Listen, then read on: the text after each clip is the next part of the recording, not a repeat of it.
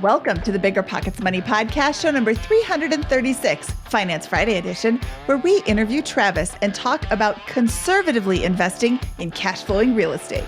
There's nothing wrong with the $10 million net worth, but those numbers do seem like you just grabbed them out of thin air. So I would encourage you to look into the reasoning behind those numbers, or create some reasoning behind the numbers, and maybe those numbers would change. Because if you wait 10 years to get your $10 million portfolio, and then you're like, oh, I could have retired 5 years ago with a $5 million portfolio or a $2 million portfolio, and I would have been just as happy, then you've spent a lot of extra time working when you didn't need to. Hello, hello, hello. My name is Mindy Jensen, and with me as always is my money-savvy co-host, Scott Trench. And with me as always is my minty, as in minting new introductions about money, co-host Mindy Jensen. That's awful. Scott and I are here to make financial independence less scary, less just for somebody else, to introduce you to every money story, because we truly believe that financial freedom is attainable for everyone, no matter when or where you're starting.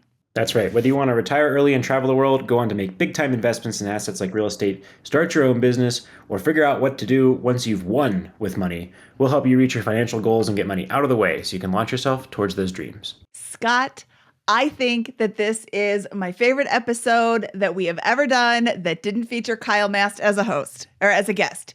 He is so good.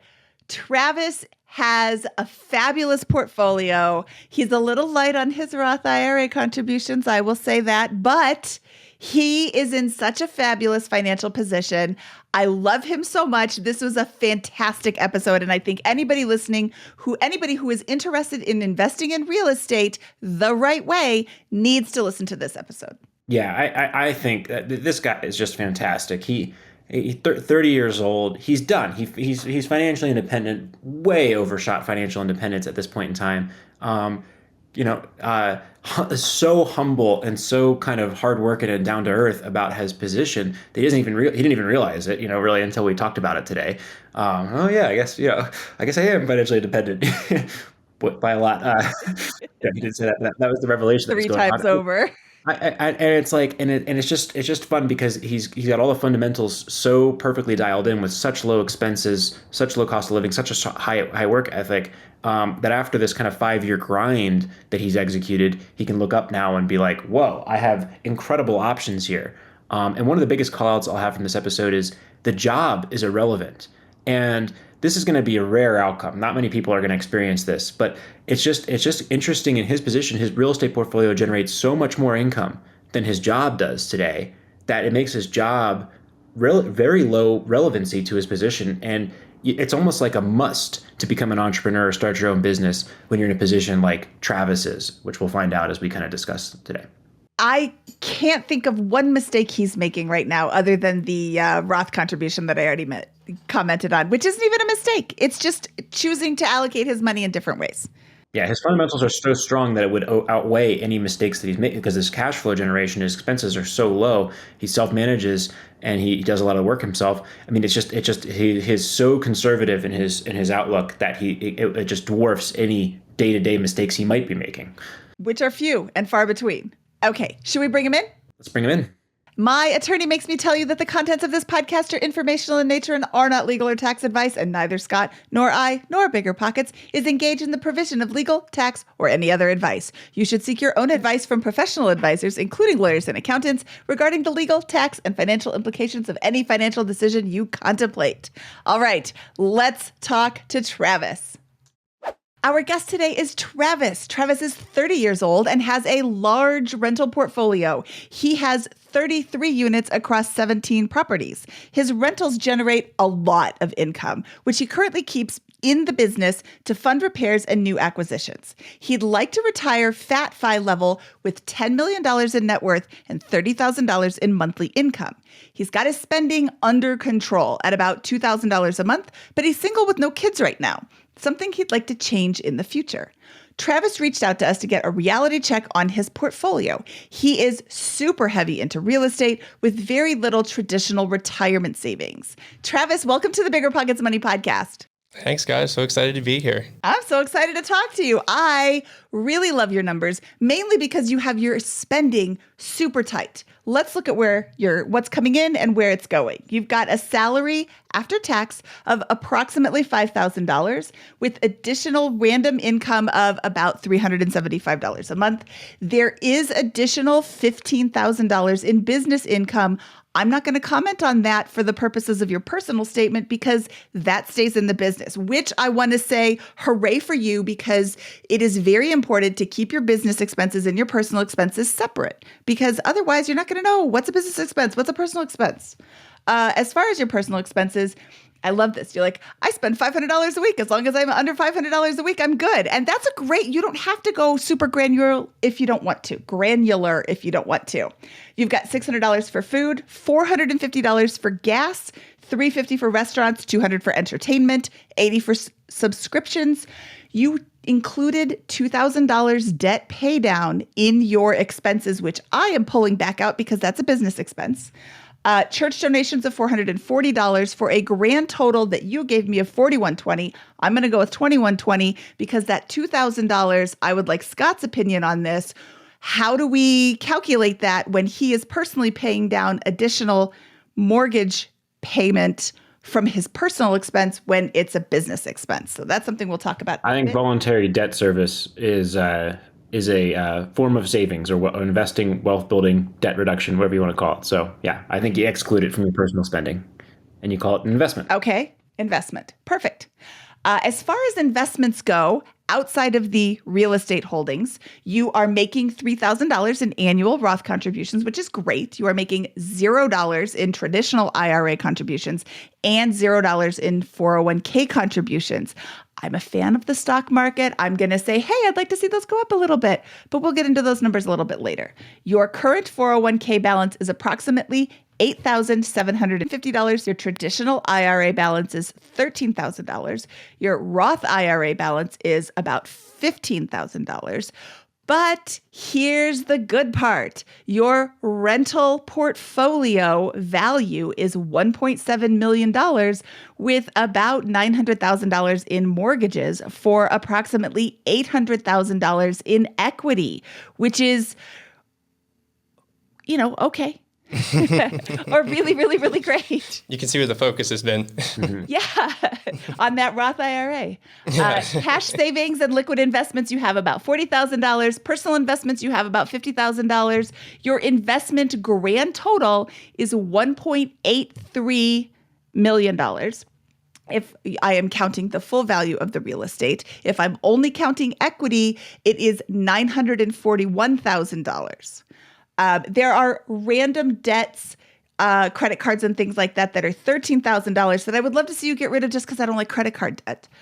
Your mortgages total, this is the part that gives me the heebie-jeebies, $896,000. So if you look at that mortgage line of almost $900,000, just looking at that's a lot of money in mortgages. However, you have $1.7 million in total value assets, real estate assets.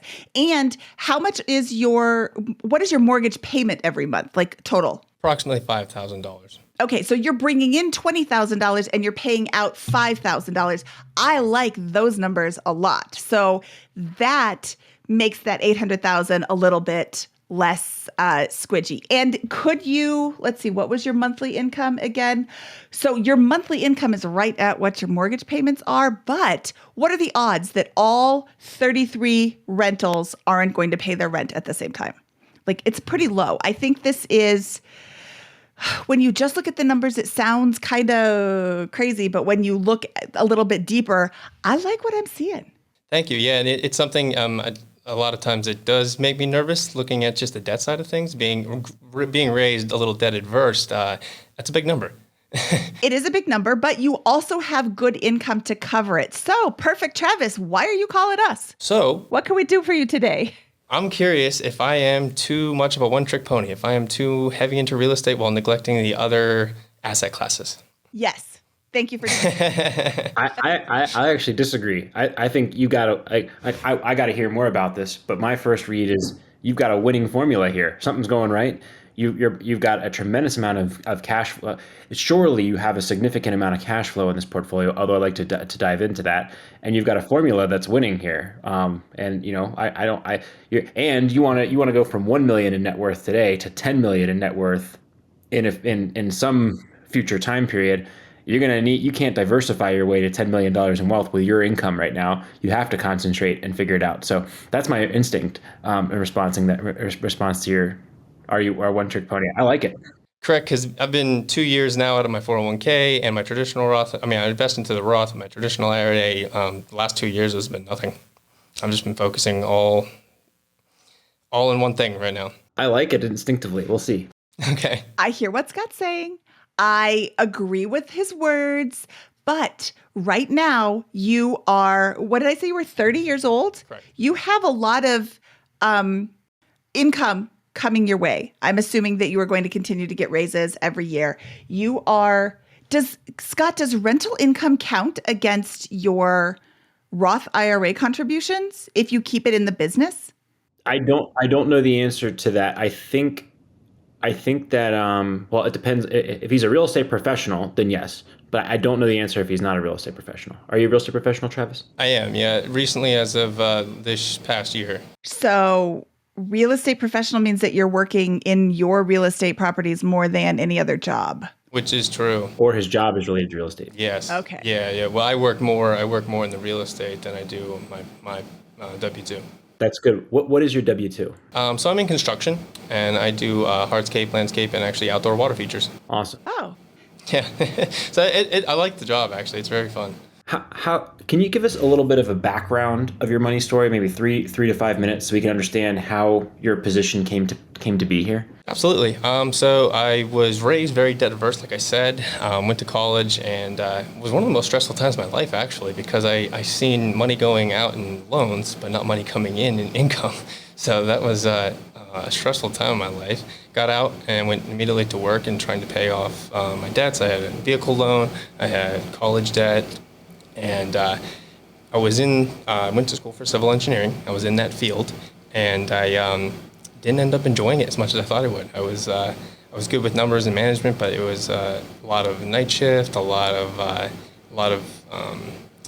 workload and stress and all this other kind of thing. And I seen the guys that were older in my industry, and I'm like, they weren't, I didn't see that that's what I wanted to be when I was that age. So I started looking into investments, and then stumbled upon BiggerPockets and podcasts. Started looking around. Like, real estate to me made the most sense with my construction background. Started investing in 2018, and that got us to where we're at today. Still debt adverse though, and I'm still trying to pay down those. I would love to have a free and clear portfolio someday. Could you give us a little bit of a snapshot as to how someone who is currently making $60,000 a year from your job, how did you accumulate $1 million in 5 years, when you started investing? Very slowly, one rental at a time. I was able to basically use the BRRRR strategy. Not that slowly. Yeah. Basically able to push value, as in buy value add properties, put that value back in there to bring it back up to market level, pull that equity back out, and cross collateralize one property into 2, into 3, into 4, and that kind of thing. So you somehow managed to, I want to call this conservatively BRRRR your way to $1 million in net worth. You've been buying heavy value add properties, pulling out some of the equity, but only about 50%. Yes. And now have a very balanced debt to equity ratio across 33 units at $1 million. And the properties that I have are paid off. I'm able to actually leverage them multiple times. So when I BRRRR the money back out, I don't actually pull it out, cash out refinance. I cross collateralize it. So the bank is able to put a mortgage on that property again until the next one reaches the threshold 20%, and I take that mortgage back off, and I'm able to recycle that. Awesome. So you're generating a tremendous amount of cash flow, which allows you to, on average, pay down debt, but you're continuing to buy new properties with the equity in your existing portfolio. Is that a good summary? Correct. Yeah. So any point in time, I'm not really sitting cash heavy, because the new cash coming in is either going to old debt, pay down, or it's either going to new acquisitions. So I am, the expression asset rich, cash poor, like, that's my life. If you chose not to prepay any debt and you chose to start taking distributions out of the business, what do you think your monthly cash flow could be right now? if you stopped, if you just started harvesting your profit? With kicking some back for maintenance and repairs and vacancies, I would say Love that. healthy 10,000. Yeah, 10,000. You could pull out 10,000 a month from your business right now. correct. As it says, yes. How much do you account for vacancy, repairs, and maintenance across your 33 units? Is that 5,000 a month? 10% each. Yeah, 10% each usually. Yes. Yes, yes, yes. Just because I've sat on empty units for four months just waiting for whatever it is. If you have supply chain issues or this and that, and I'd rather err on the more conservative side instead of 5%. Now some of them don't sit vacant at all, but the ones that do sit long enough that I'd say on average 10 is safe. Okay, so you just said some of them don't sit vacant at all, but on average, there is some. If you plan for 10% and you don't get any vacancy, you win. Yes. If you plan for no vacancy and you get a vacancy, you lose. Yes. So don't lose. Plan for these vacancies. You have to run these numbers with vacancy and CapEx and property management and all these other things, which we didn't even talk about yet. Do you manage these properties yourself? I do, and working full time. So that gives me my real estate professional status. So let me ask you this: your goal is to get to $10 million in net worth, right? Yes. And we're certain of that. You're like that. Why are you working this job? What's the advantage you're getting from your job? That's a good question. It could be a mindset thing at the end of the day, but healthcare, that kind of thing. I have the extra time. Managing these wouldn't take up 100% of my time. I mean, I'd say 20 hours a week on this kind of thing. I enjoy the work that I do. What do you do at your day job? Your construction, but what does that actually look like? So we build outdoor features for residential clients. So like retaining walls, we do decorative ponds, koi fish ponds, waterfalls, stuff like that. More of an artistic flair to it. What would be the hopefully you can see where this is going. If you stopped that job tomorrow and started working on, and you were able to flip 3 houses per year in this area, what kind of income would that look like for you? Fairly similar. 3 houses a year.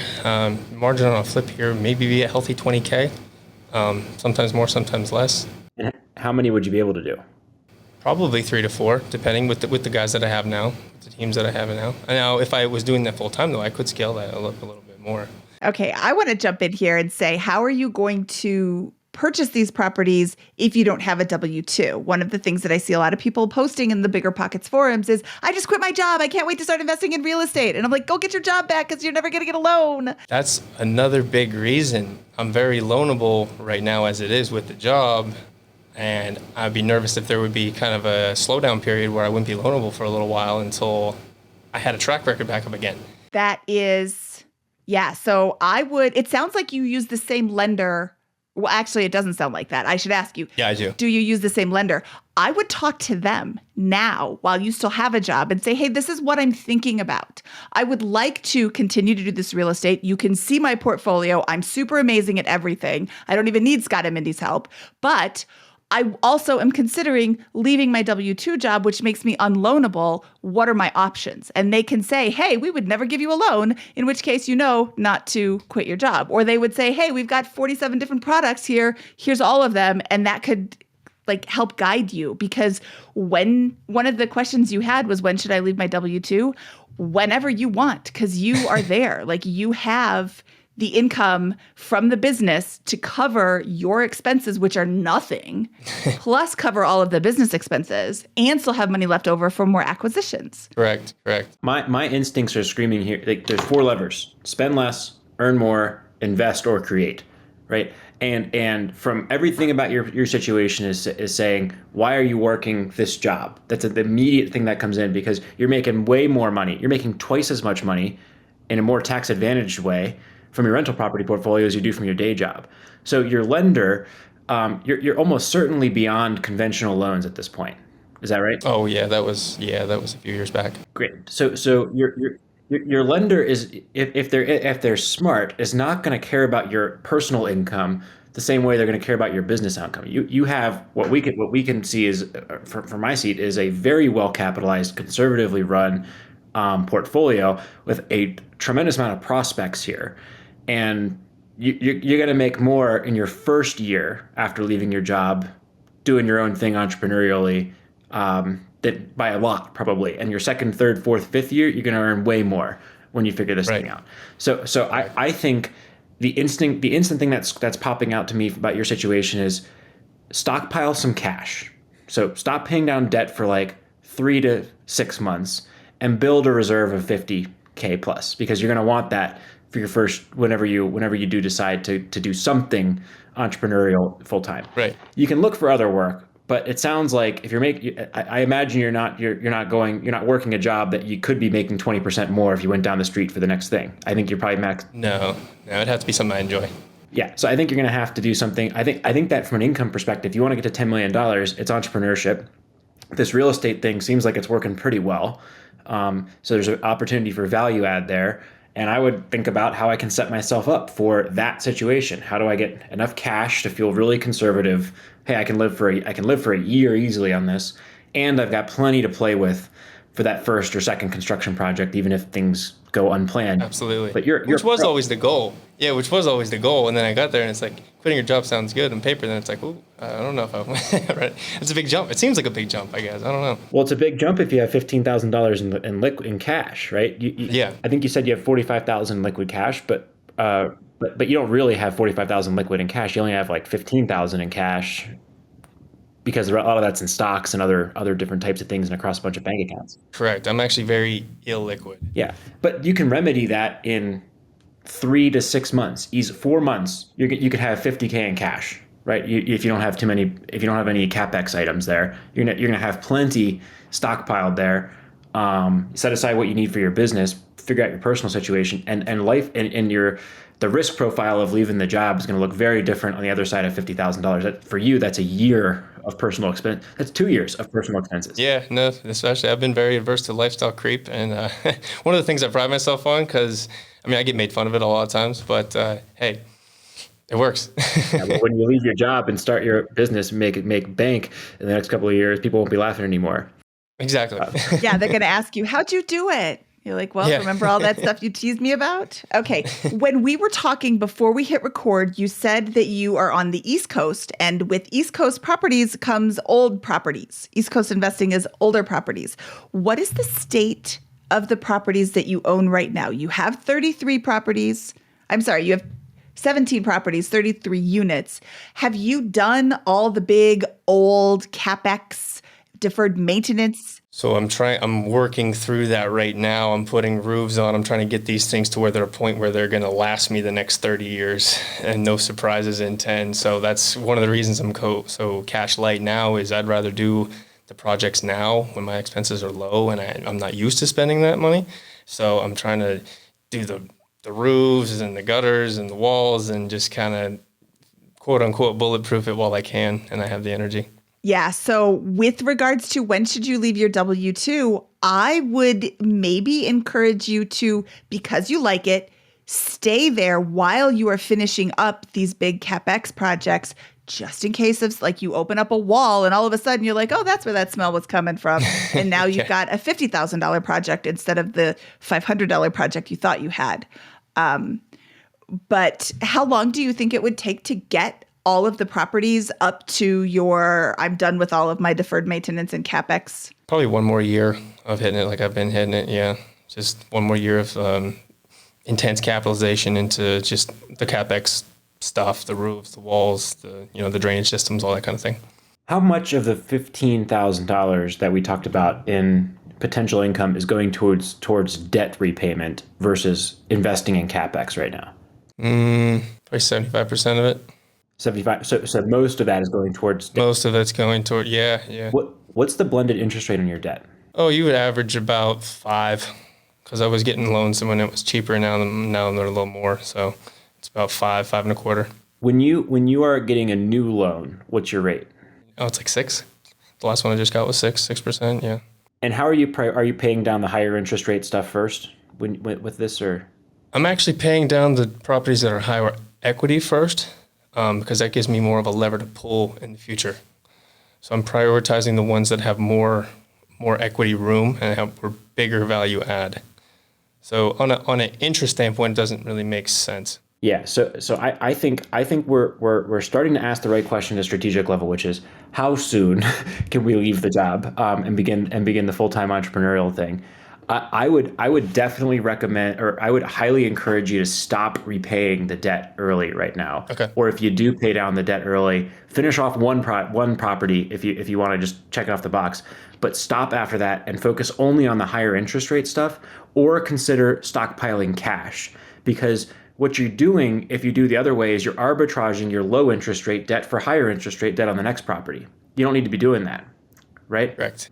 So there's and the cash, not only that, but the cash in your bank account is actually going to give you more flexibility. It's going to make you feel better about the breakup with your current employer. You're going to be able to finance those projects without taking a line of credit on it.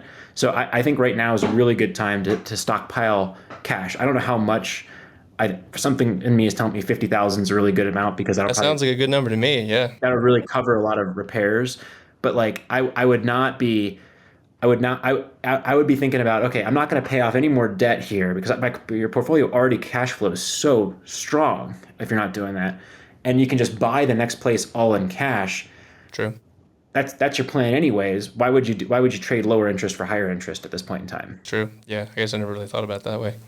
Scott, I really like that comment. And Scott and I both are of the don't pay down your mortgage any sooner than you have to camp. But I can understand when you come from growing up debt averse and don't want to have any debt.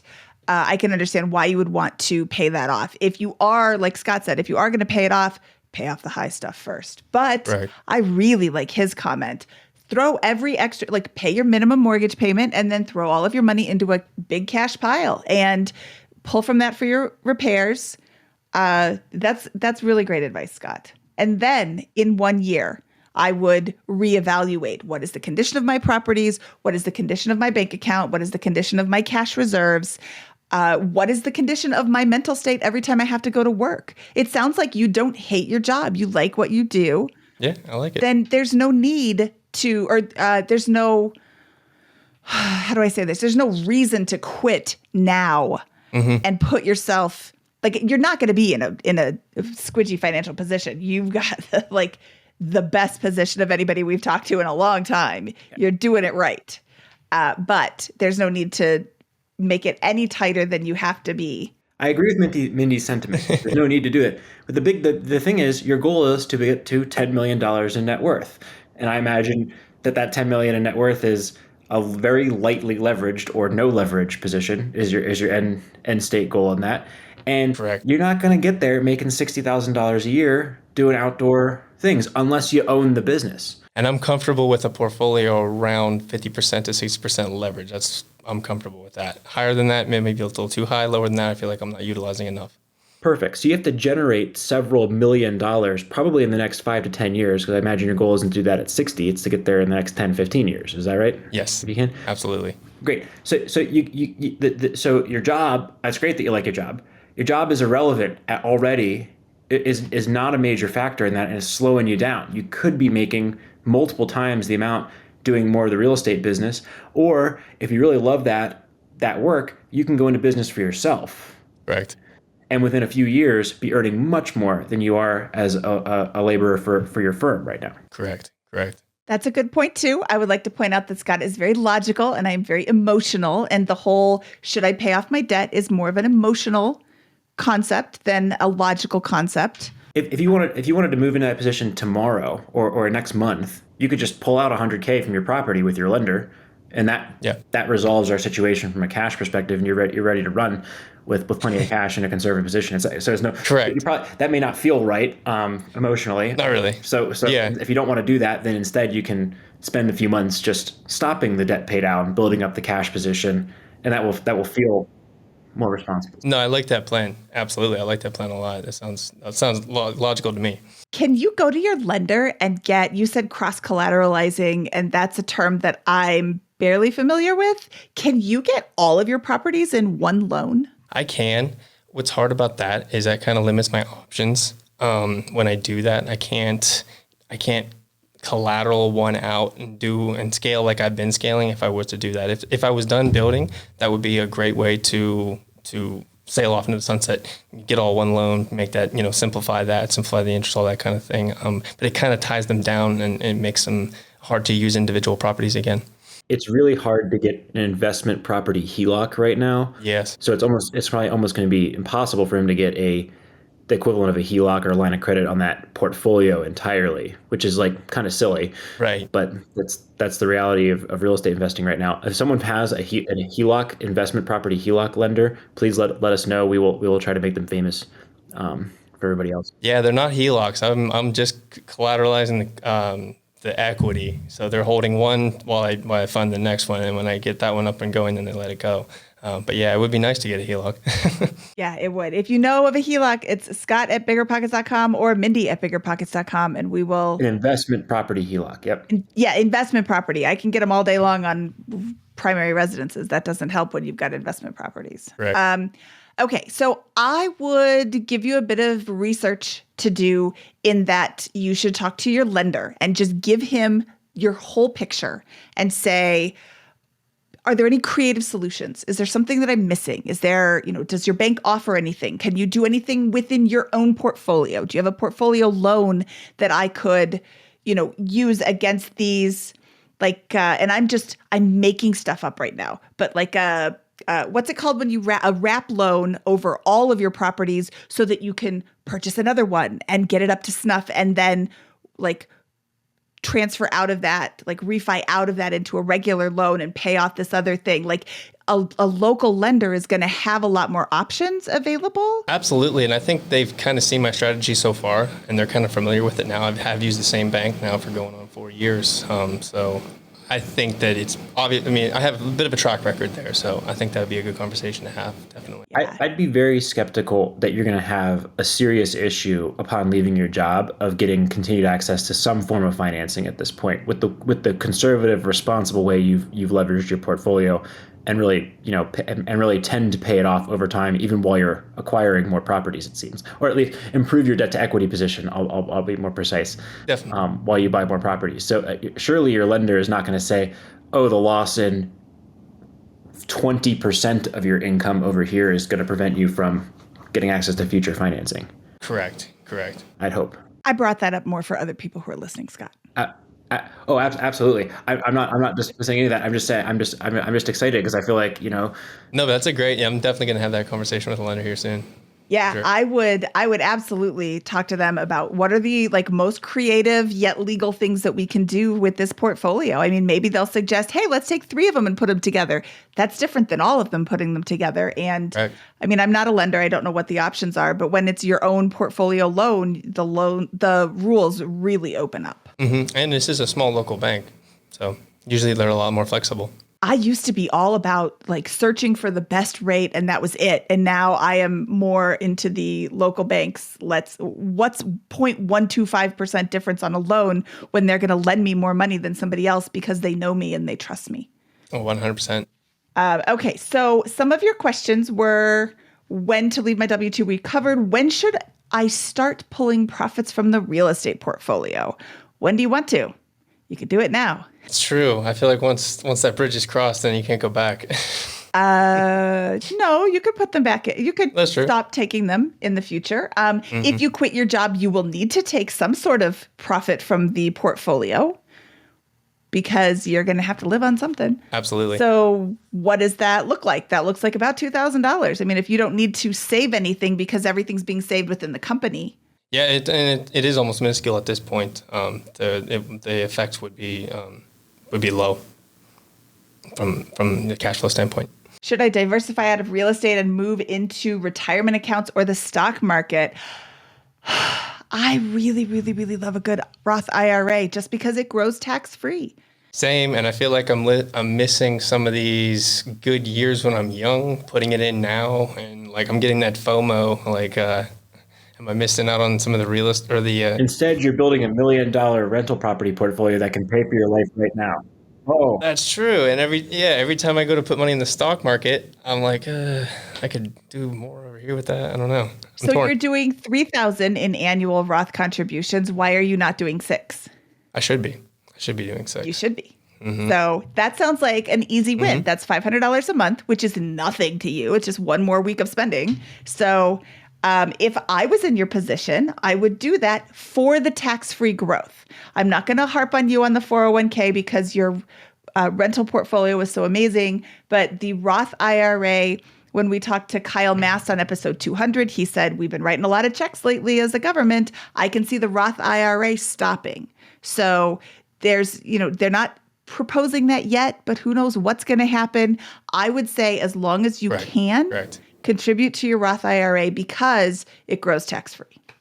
And that's a little bit of diversification in your portfolio while you continue. And it's not like, I hate to throw these numbers around like they're nothing because $6,000 is still $6,000. And if anybody has any extra, send it to me.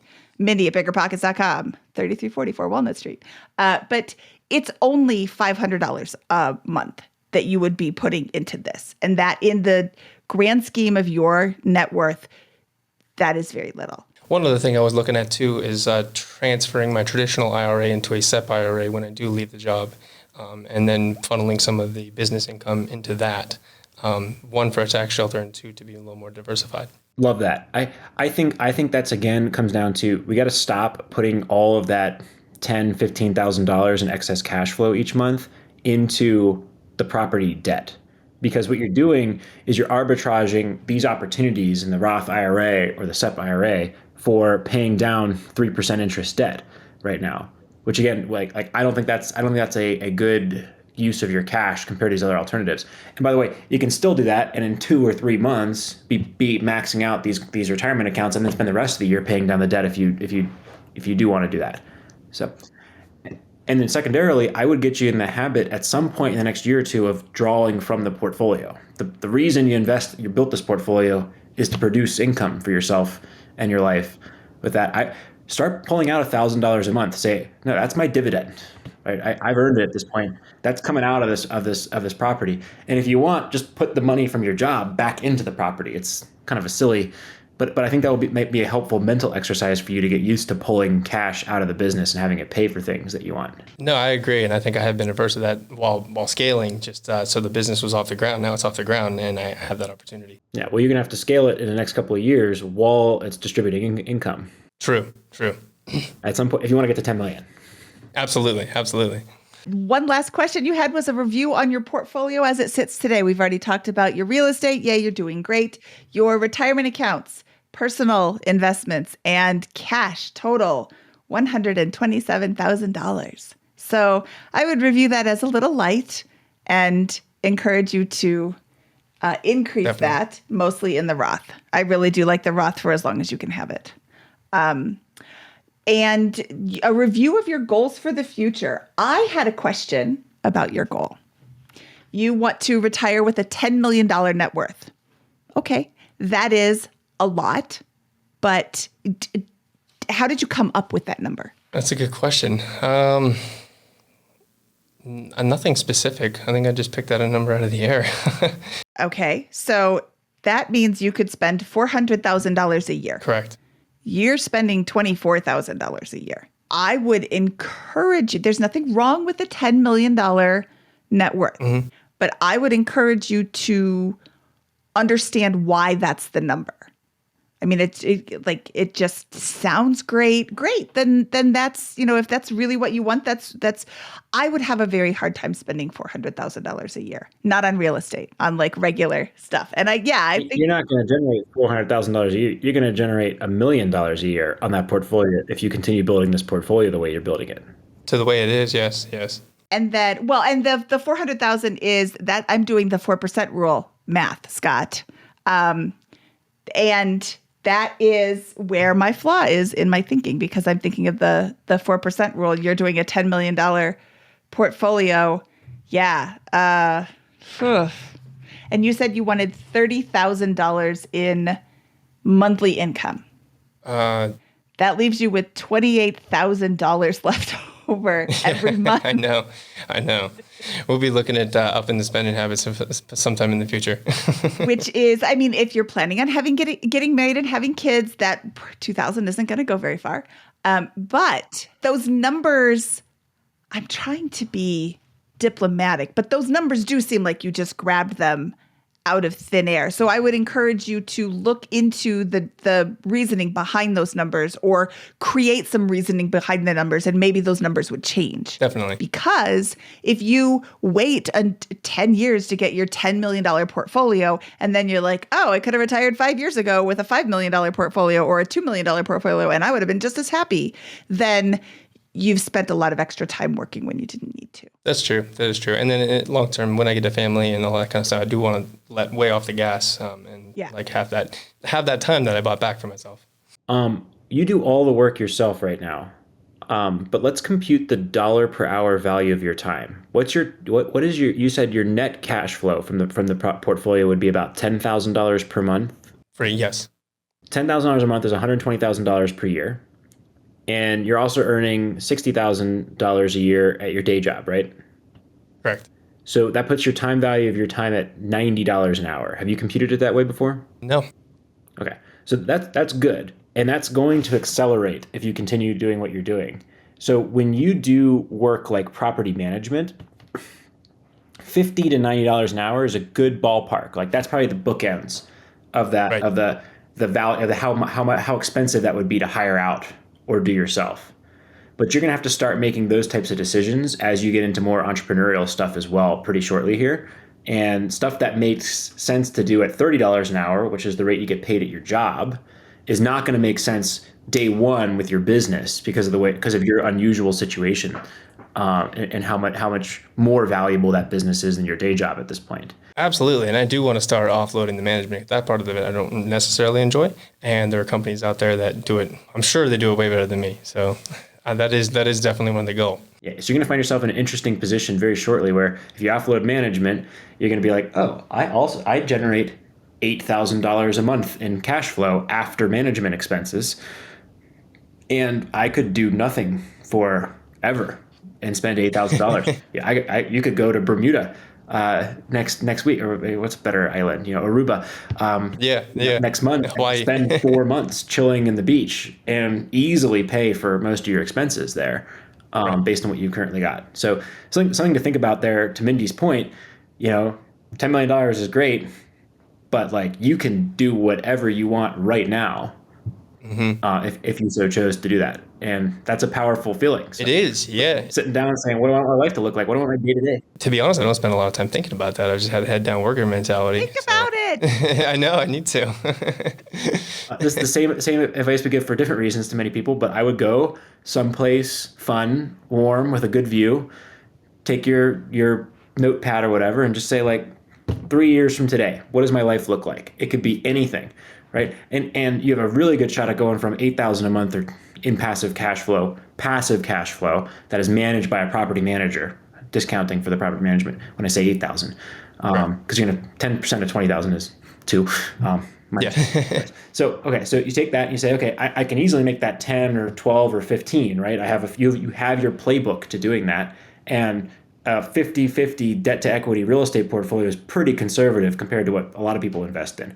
I like that a lot better than the exact same amount of wealth in the stock market, for example, because from a conservative point of view. So, what do I want my life to look like? Go somewhere warm or with a view and think about that. Get out of your house, get out of your environment, just sit down, relax for a day, and do it on a set day 2 or 3 of your little trip. I think that would be really powerful for you. And maybe some things change about those long-term goals, because you got the whole world open to you right now. This was actually the end of my 5-year plan as far as like goal wise, and now I'm at a pivot point. And I'm like, I think I'm taking the deer in the headlights look, kind of. I think it's a pretty fun position to be in. You should be really excited and proud of what you built, because you got a lot of good stuff. I think it's a pretty enviable position to be in.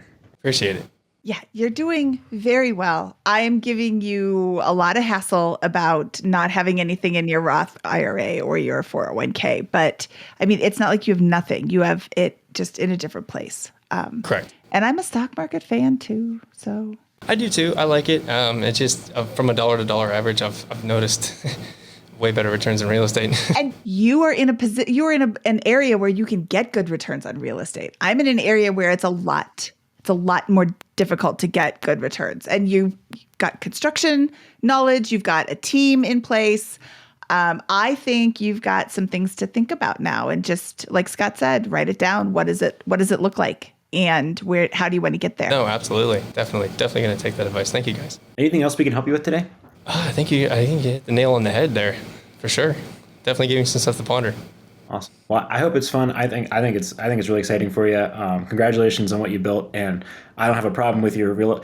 I think yeah, you should just consider whether I'm going to arbitrage. I think the big takeaways are figure out what that next chapter looks like. If you want 10 million, you're gonna get 10 million if that's what you want.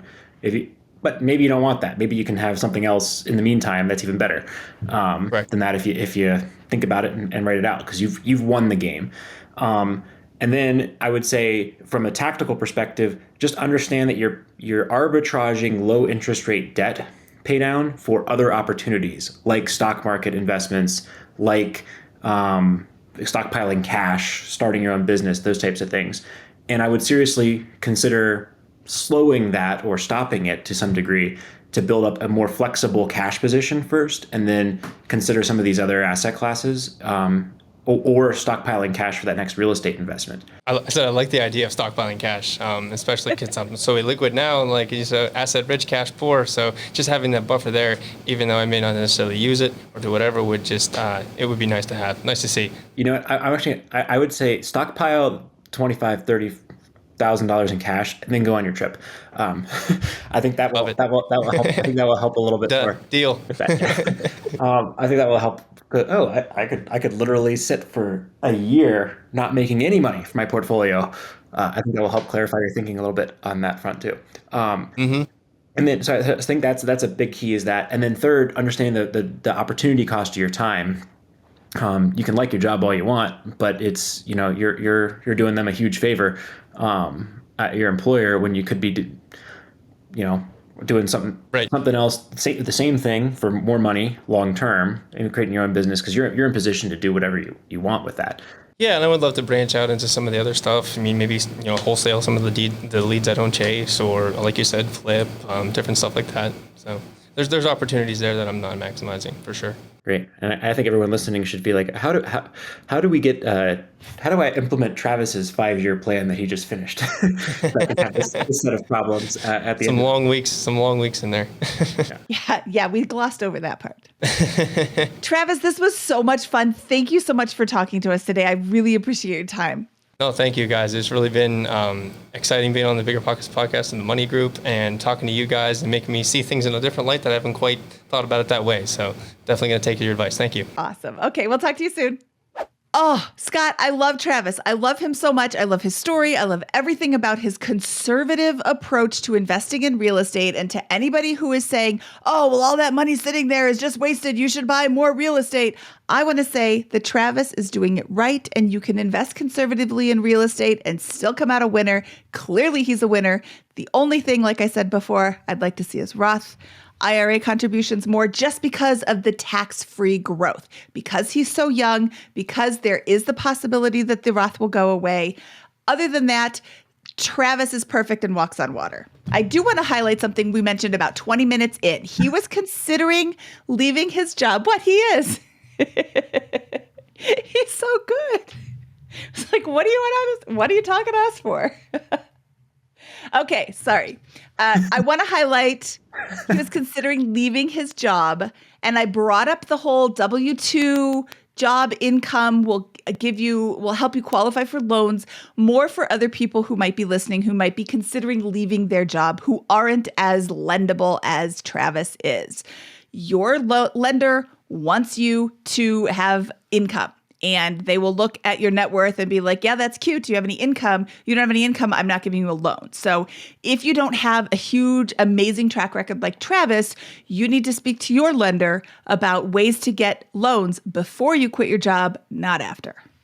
That's why I brought that up, Scott. 100%. Yeah. He is in an unusual situation because he's really overshot financial independence to the point where his business generates a lot more income than his job. And this has only happened, I think, with one other guest. I forget his name, but it was one of the first Finance Fridays we did, if you recall, the guy who had all those properties in New Jersey. Wayne Liu. Wayne Liu, yeah, thank you. You're really good with that. But yeah, that was one of the only other situations where we've kind of run into this phenomena of like, what are you doing at this job? It's really the biggest drag on your financial position at this point.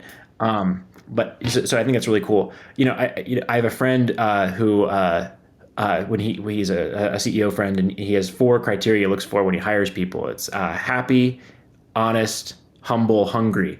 The 4H rule. I think that to echo Mindy's gushing over Travis. I think Travis is definitely a 4H guy. What a phenomenal human being on there. I will call out though one quick point that I want to just reemphasize from the discussion. Travis was buying properties, fixing them up, and then cash out refinancing a property here and there in order to fund his next acquisitions. And that is absolutely a phenomenal approach. And one of the reasons, a tailwind behind the growth that he had for the last 5 years to build this position, right? Because every time he's refinancing, he's doing so at the same or perhaps even lower interest rates on average from 2017 to the present. However, that's changing in 2022 with rising interest rates. And so that approach no longer, it can still work. It can still work, but there are disadvantages to it, which in his situation, and perhaps many of our listeners' situation here, I think you're better off potentially stockpiling cash or paying off the most recent debt first if you are going to do that approach rather than your old debt. Keep that low interest rate debt, in my opinion, and forego getting new high interest rate debt by stockpiling cash and using that to purchase the property instead. So important nuance there that a change in interest rate dynamics do require a change in strategy and how we think about that. Much better to not pay off your debt and stockpile cash than to pay off the debt and then issue new debt like he was doing. Yes, I agree with that. I think that's a really important thing to bring up. I'm glad you brought that up because I can see his point of view. Oh, I'm just going to pay off my debt. Well, okay, great. But yeah, if you're paying off the low interest rate debt, don't do that. Pay off the high interest rate debt. Or I love the suggestion even more, just to stockpile the cash. Because then you can, if you've got a big pile of cash and no place to put it, throw it at the debt later. If you're going to keep acquiring properties, it does not make sense to pay off low interest rate debt and take new higher interest rate debt out to buy the new property. Do something else. Either pay off the debt or buy a property cash. Exactly. Okay, Scott, should we get out of here? Let's do it. From episode 336, the best episode ever of the BiggerPockets Money Podcast, he is Scott Trench, and I am Mindy Jensen, saying every new beginning comes from some other beginning's end. I wrote that myself. Closing time. Yes, there it is. I watched you try and find it. Yeah.